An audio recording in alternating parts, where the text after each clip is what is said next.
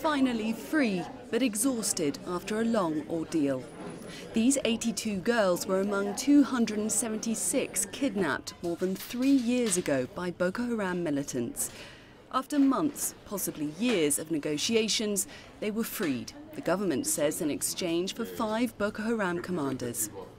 Before being reunited with their relatives, they met President Muhammadu Buhari on Sunday evening. I am very pleased to have personally met you, and I assure you that the presidency will personally supervise the performance of those trusted with social welfare commitments made by the federal government. This follows the release of 21 girls last October. For some, though, it's a bittersweet occasion. 113 girls are still being held captive. So right now we have 106 that have been brought back home. We have 113 still waiting for us to go out there and get them and bring them back home. Nigeria has thanked Switzerland and the International Committee of the Red Cross for helping secure the girls' release.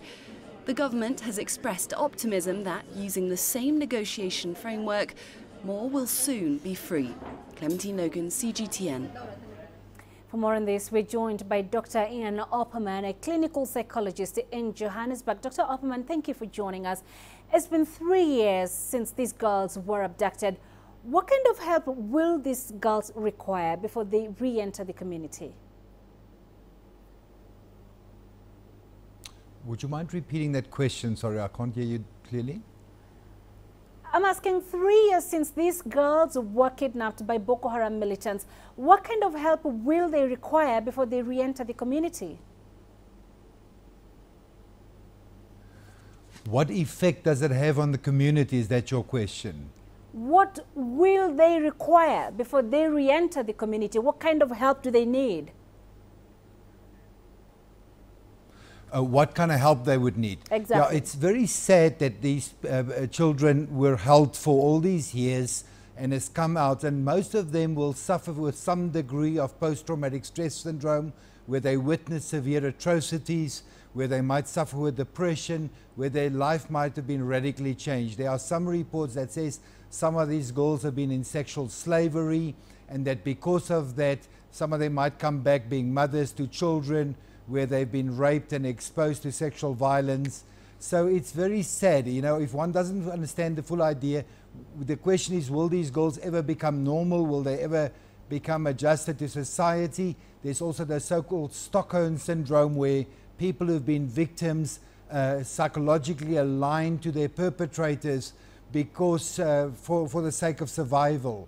And one wonders how many of them will remain with the ideas that they've been brainwashed or exposed to over these years. So I'm scared that the prognosis for these girls look quite grim at the moment. Is there hope that some of these girls will be able to go back to school and continue their studies?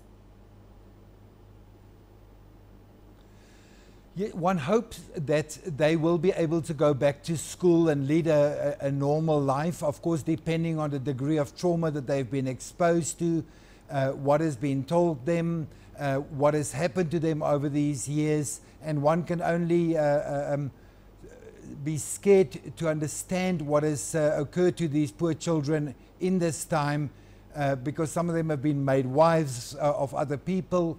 Some of them as young as 13 years old have been exposed to atrocities. There's some newspaper articles that says they were supposed to hurt and damage other people. So they, not only were they victims, but they also became perpetrators in the process. So I would imagine it's going to be very hard for those girls to adapt and adjust and go back to school and live normal lives after having been exposed to such abnormal and atrocious circumstances in that time. One hopes it will be possible for them to return to school and lead relatively normal lives. Great perspectives there. Thank you for joining us, Dr. Ian Opperman, live for us there in Johannesburg.